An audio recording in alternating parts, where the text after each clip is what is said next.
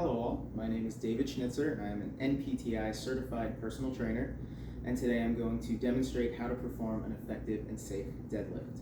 First and foremost, for anyone out there who may not know what I'm talking about, what is a deadlift? This is a leg exercise used for strengthening the hamstring muscle group on the back of the thighs.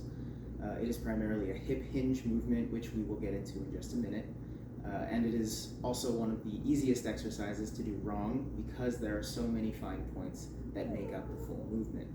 So for anyone out there who wants to up their fitness level, let's dive in. Also, there is my audience. All right, so first thing, what do you need? Yourself, obviously, and weight. Some kind of weight, it doesn't really matter. We have bands or dumbbells or a barbell, anything goes, as long as you can hold on to it and carry its weight. So first, we're going to talk about the hips. The hip hinge is the most important part of the movement. I'm going to demonstrate an effective way to practice it. So hinging at the hip literally just means bending. So in order to maintain a straight back and neck, the dowel is a great tool to use. You just want to make sure you have contact at the head, upper back, and the lower back with your hand. And then from there, slightly bending the knees, just bend. And make sure that you maintain contact at all 3 points.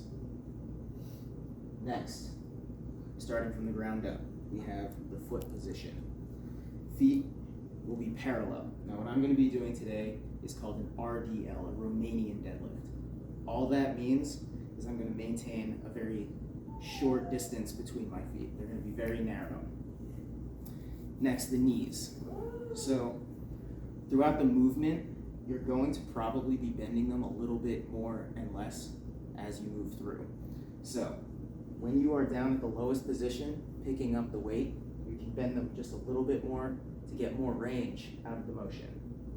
And as you come up and hinge at your hip, you can straighten them out to shorten the muscle group as much as possible. Next, the shoulders. You want to make sure that they are back and down. You want to push those shoulders down and keep them pinched tight. Just maintain stability for your whole upper body that way. The elbow position. You want to rotate your elbows outward. Rotate outward so that your elbow pits are facing forward. So, elbows and shoulders locked back in that position. Now, hand position, for what I'm going to be doing with dumbbells specifically, are going to remain in an overhand position or a pronated position. Then, at that point, once you get all those things down, you can start adding weight, sort of get acquainted with the movement. And I'm just going to use 5 pounds to start, just to show you.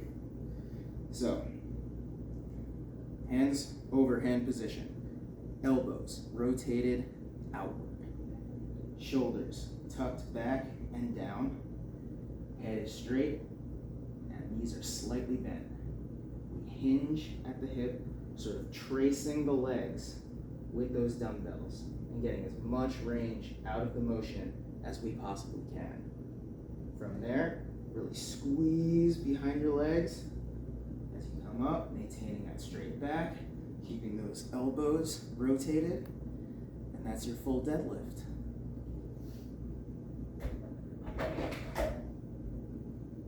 So, with that, do we have any questions in the audience?